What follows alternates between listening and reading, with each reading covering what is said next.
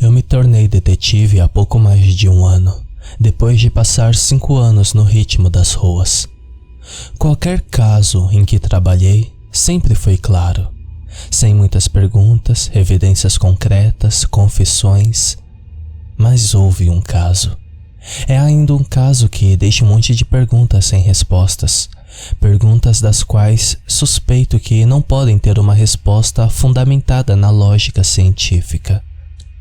Como aviso antes de começar, não sou supersticioso nem acredito em fantasma ou qualquer coisa que possa chamá-lo de o paranormal. Dito isso, eis o que aconteceu. Eu não escolhi este caso, mas, ao contrário, ele me foi entregue devido à morte do meu colega encarregado de sua investigação. Ele era um detetive sênior, 28 anos de experiência. Na manhã seguinte à primeira noite da investigação, ele foi encontrado morto em sua casa. Seu corpo foi amontoado na parte de trás do closet de seu quarto. O legista citou parada cardíaca como causa da morte. A porta do quarto e a porta do armário estavam fechadas na hora, e as fotografias... terei mais a dizer sobre elas mais tarde. Recebi um arquivo do caso de uma família de 3 pessoas que moravam em um pequeno apartamento na ilha de White, Reino Unido. A família era imigrante coreana.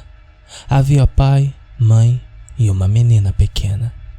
O caso envolveu a morte súbita da mãe de 38 anos. Ela foi encontrada desmaiada no chão do quarto. Como os relatórios da cena do crime indicavam, ela parecia ter morrido enquanto passava maquiagem.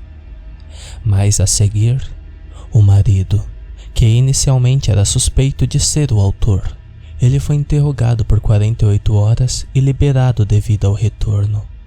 24 horas depois, ele foi encontrado na van da garagem do bloco de apartamentos. Uma mangueira estava presa ao escapamento com a outra extremidade presa na janela. As saídas de ar foram fechadas com fita adesiva. A menina nunca foi encontrada e foi repassada aos agentes de caso de pessoas desaparecidas, embora agora eu pense que ela nunca será encontrada. Quando visitei a cena do crime pessoalmente, as coisas no apartamento e algumas evidências adicionais que eu colecionara simplesmente não pareciam certas. Eu diria mesmo antinatural. Juntamente com um detetive júnior, visitei o local cerca de 70 horas após o incidente. Ainda era classificada como uma cena quente de crime, ou seja, as coisas foram praticamente deixadas intocadas e como estavam no momento da descoberta. Algumas evidências foram removidas, no entanto. Vou começar pela cozinha. No balcão, ao lado da pia, havia abóboras em cubos, secas e crocantes, e em uma tigela ao lado, peças que haviam sido trituradas em uma pasta fina. Provavelmente era para a menina. A sala de estar era normal. Estava limpo e bem conservado. Havia uma grande estante de livros na parede sul da sala, que abrigava cerca de 50 livros. Todos os livros eram em coreano, então, naturalmente eu não conseguia entender os títulos. Mas quando abri alguns deles, todos pareciam lidar com assuntos relacionados às crenças pagãs ocultas ou tradicionais coreanas. Reuni isso junto com as fotografias e desenhos. No braço do sofá, um livro estava aberto em uma página que mostrava um calendário do zodíaco. Parecia um chinês tradicional com todos os animais ao seu redor. Ao lado havia um diário, aberto na página do calendário anual. Um grande círculo vermelho estava em torno de uma das datas. Aliás, foi nessa data em que seu corpo foi encontrado e o dia em que a filhinha desapareceu.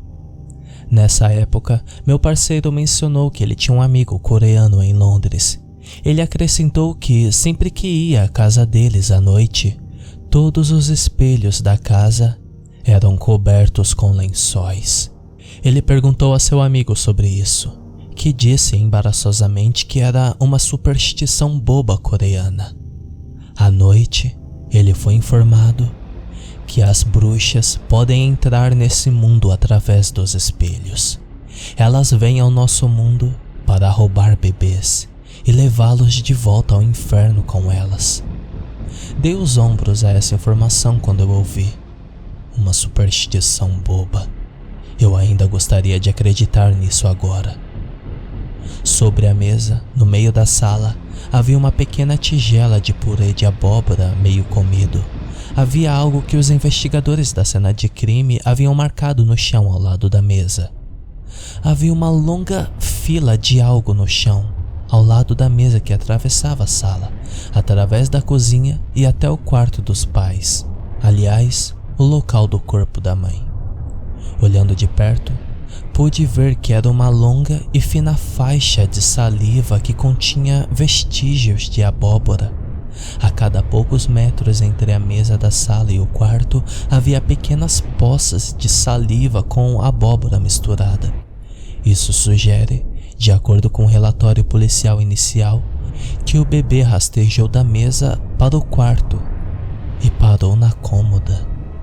Meu parceiro me pediu permissão para fazer mais perguntas aos moradores que moravam no mesmo andar, e eu fiquei sozinho no apartamento para continuar minhas investigações nos outros cômodos. Foi no quarto onde experimentei algo que até hoje não consigo explicar. Olhei para o local no chão onde o corpo da mãe foi encontrado. A causa da morte foi governada como um ataque cardíaco grave e a morte foi instantânea. Isso, apesar dela não ter histórico de doenças cardíacas, nem nenhum desses casos em sua família de imediato. As fotos do corpo mostram o rosto dela, sugerindo que ela morreu em um estado de choque ou medo. Os olhos dela estavam bem abertos e esbugalhados das órbitas. Sua boca estremeceu tanto quanto podia. Ela estava congelada assim, como se alguém lhe tivesse mostrado uma imagem assustadora e pressionado uma pausa em sua reação. É a melhor maneira que consigo descrever o estado dela na fotografia. Ela também estava segurando uma escova de cabelo. Agora, vou falar sobre o espelho que estava em cima da penteadeira.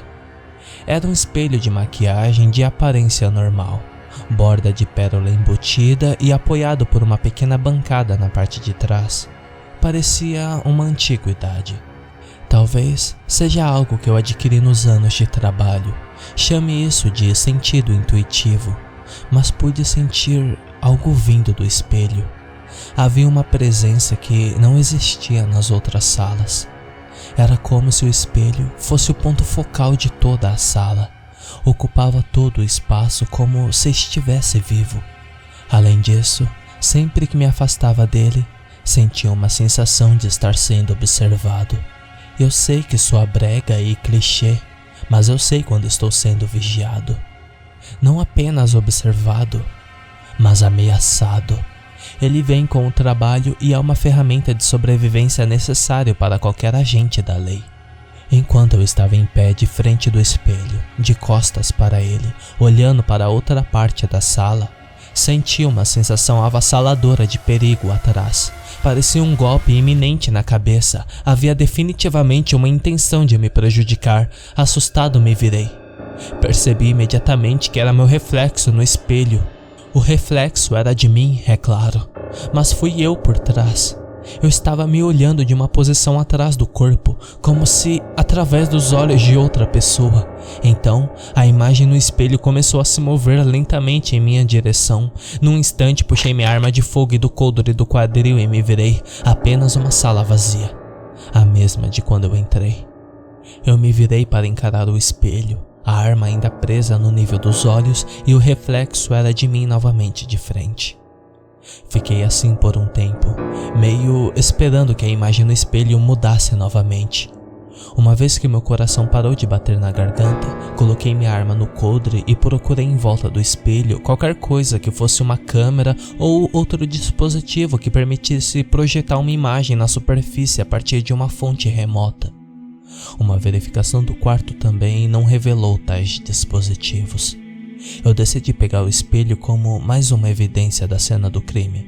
Talvez o forense pudesse encontrar algo a respeito e, mais ao ponto, encontrar algo que me desse paz de espírito sobre o que eu acabara de ver. Coloquei o espelho em uma sacola plástica selada e coloquei no banco de trás do carro. Depois, liguei para o rádio dos meus parceiros para dizer que estávamos saindo.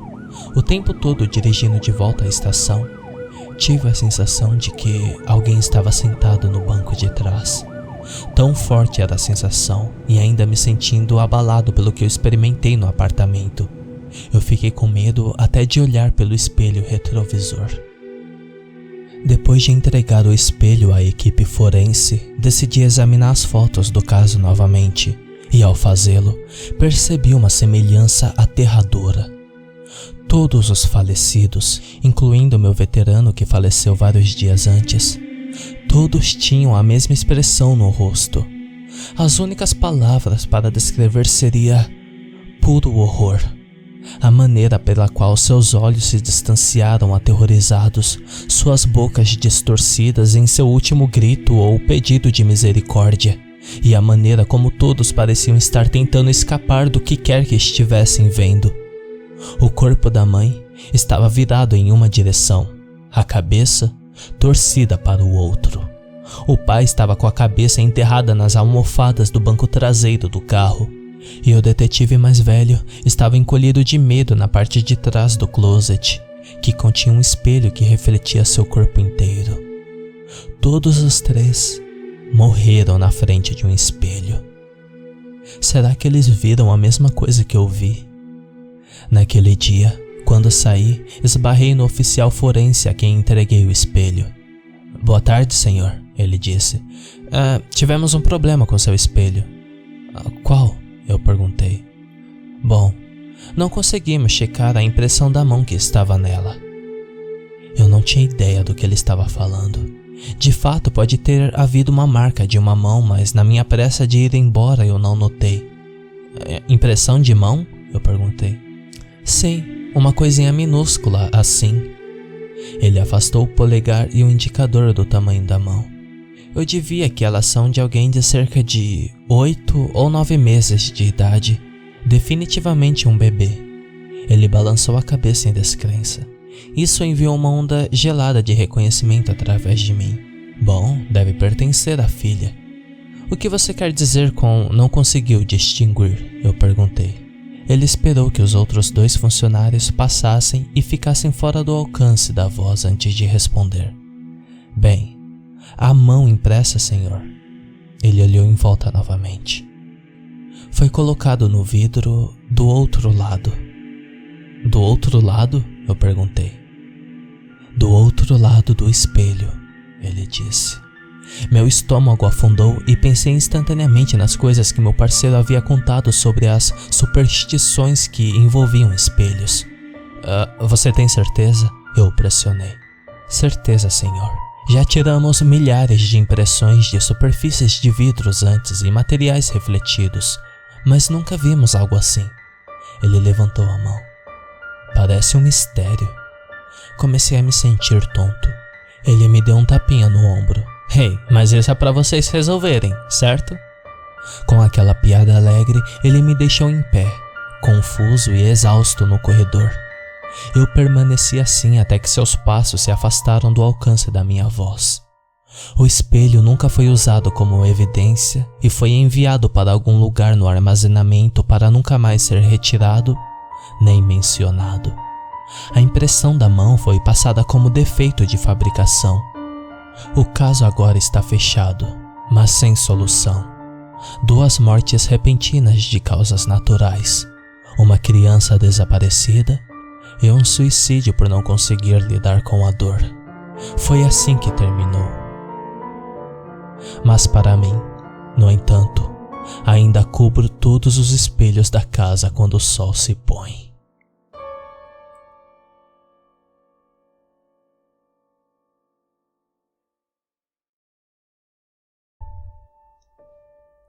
Estou postando isso através de um botnet. Por isso mesmo que você descubra sobre mim e quem sou eu, não tente me contactar. Já tenho problemas suficientes para lidar com pessoas realmente perigosas. Tudo começou alguns meses atrás quando encontrei uma fonte confiável de anfetaminas no mercado da Deep Web, cujo nome eu não vou citar.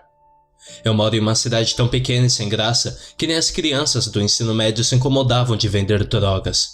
Mas até o pecado daqui é ruim. Por essa e outras razões, comecei a encomendar algumas drogas na Deep Web. Eu sempre fui muito cauteloso.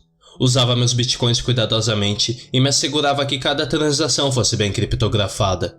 E sim, antes de alguém me perguntar, os proxies que eu estava utilizando estavam corretamente configurados e eram confiáveis. Não foi por falta de segurança tecnológica que meu inferno começou. Foi um erro e burrice da minha parte confiar demais em algumas pessoas. Foi para um vendedor de drogas que eu confiava que eu passei meu endereço real. No começo, eu recebia encomendas em pequenas quantidades para uso pessoal, por isso era fácil dar o endereço de alguma idosa que mora nas redondezas. Eu verificava pelo código de rastreamento o dia que chegaria na casa dela, e quando o carteiro deixava, eu logo ia e pegava o que já era meu. Nunca foi um problema eu ir pegar na caixa de correios daquela vizinha sem ser notado, mas meu hábito e vício aumentou e comecei a apresentar algumas drogas a alguns amigos. Por isso, eventualmente entrei em contato com meu vendedor sobre encomendas em maiores quantidades, o suficiente para eu vender localmente. Eu e o vendedor começamos a trabalhar juntos como parceiros de negócio em uma cadeia de suprimentos, e eu estava colocando em circulação as melhores substâncias da cidade. Os envelopes sempre se encaixaram perfeitamente nas caixas de correios, mas como agora viriam em caixas maiores, teriam que ser entregues pessoalmente na porta da frente. Eu não podia arriscar deixar o carteiro tocar a campainha de outro vizinho. Aquilo tinha que ser entregue diretamente para mim. Eu sabia neste ponto a qualidade do produto e a reputação daquele vendedor, então confiar a ele meu endereço real não era a alternativa mais segura, mas ele só não precisava saber que aquele era meu endereço real. Nada deu errado nos primeiros meses, sempre recebia na data correta e neste ponto nós criamos um pequeno laço de amizade e começamos a frequentar as mesmas comunidades da Deep Web para conversar. Meu vendedor era perversamente engraçado às vezes, com um humor negro estranho, mas parecia ser um cara legal. Eu acho que isso me fazia confiar nele. Mas novamente, não foi culpa dele que as coisas me aconteceram. Essa semana eu recebi um carregamento totalmente ruim. Não dava para vender aquilo. Os comprimidos pareciam bem de início, mas cheirando a cocaína, tinha um gosto mais amargo do que o comum e algumas partes estavam rosadas. Aquilo não deu nenhum efeito além de sonolência.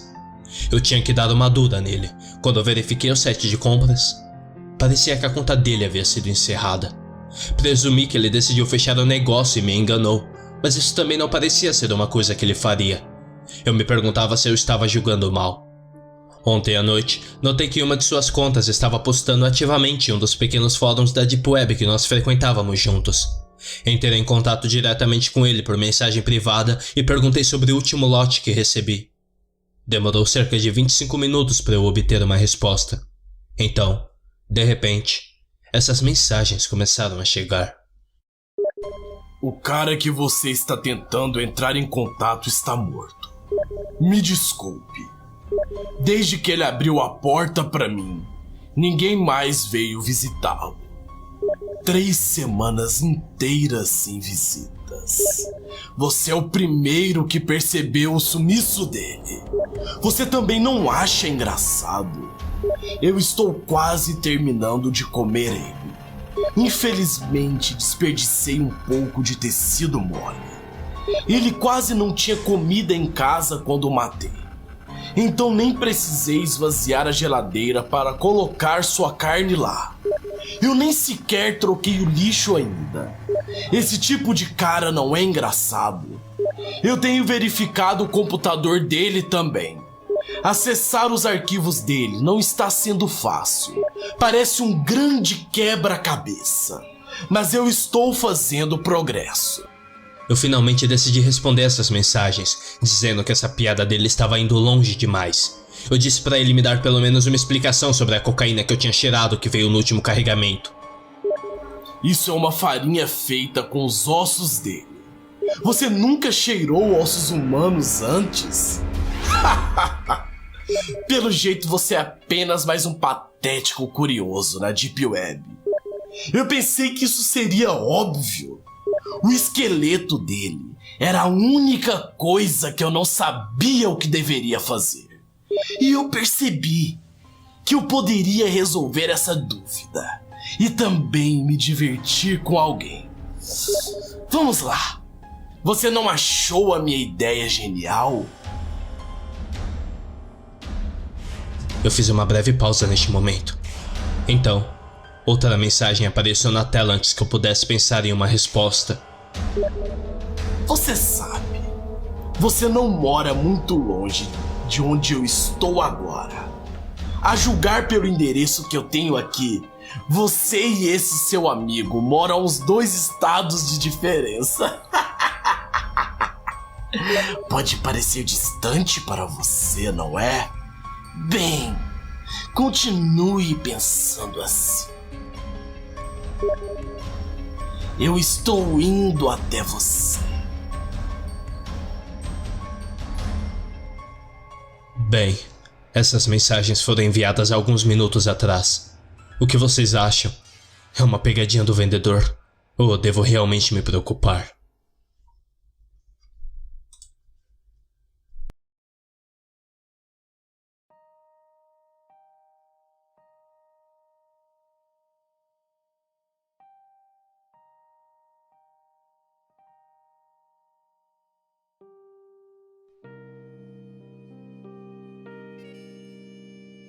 Relatório do homicídio. Detetive McMahon. 26 de agosto de 2014. 23 horas e 34 minutos. Uma mulher de 26 anos é encontrada morta com um grande ferimento no peito. O coração da vítima foi removido. Hey Jason, temos algo pra hoje? Sim, ele fez mais uma vítima. O policial CSI disse balançando a cabeça. E é semelhante aos outros. O peito foi esmagado, rasgado e o coração novamente removido. Na cena do crime tinha um coração, mas não era dessa garota. Era da vítima de semanas atrás. Uau! Com essa já são quantas? Contando com a do lago? Perguntou Jason. Não, essa ainda não temos certeza. Então já são 5 vítimas. Não sabemos o que é, mas temos certeza que todas as vítimas têm algo em comum. Sim, eu percebi. Ele arranca seus corações. É uma espécie de cartão de visitas ou é assim que ele assina por seus crimes. Este cara é um doente. Mas as vítimas não se conectam. Precisamos descobrir o que elas têm em comum. E não quero dar créditos a ele sem ter toda a certeza. O detetive tirou seu isqueiro da sorte do bolso e esfregou com o dedo enquanto examinava as chamas. Quando ele acendeu o cigarro, notou sua aliança de noivado em torno de seu dedo anelar esquerdo. Ele deu um suspiro de apaixonado, lembrando da mulher a qual passaria o resto da vida amando.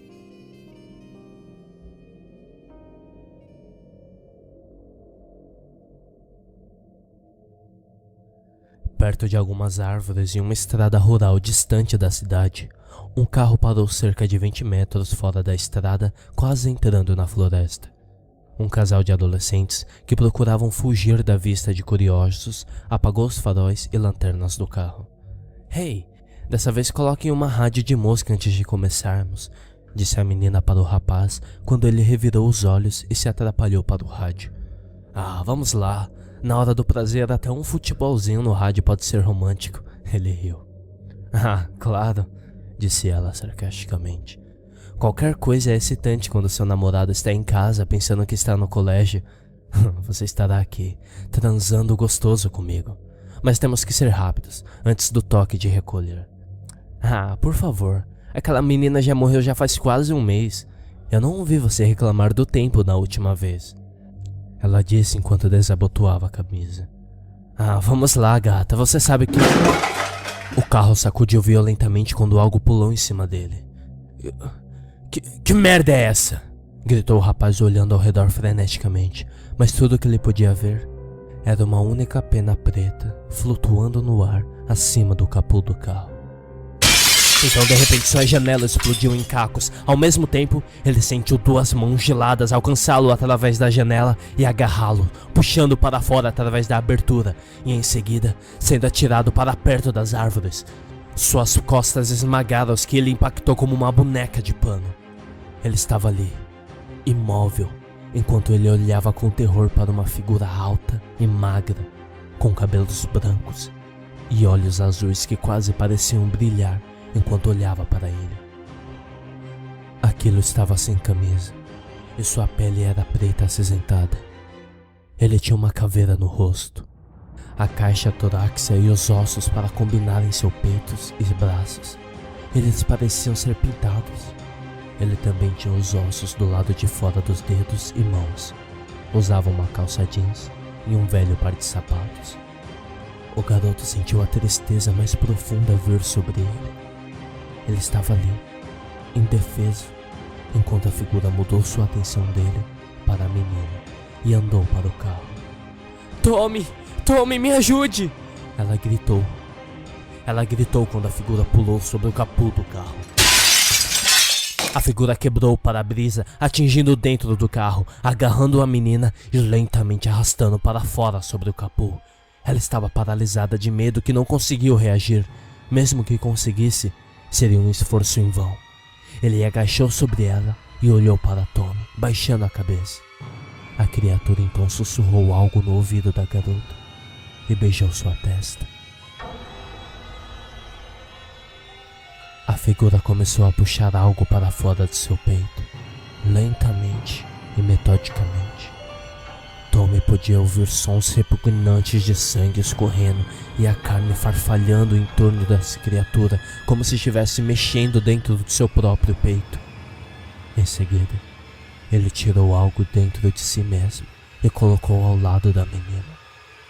A figura então rasgou a camisa da menina. Não! Valéria, não!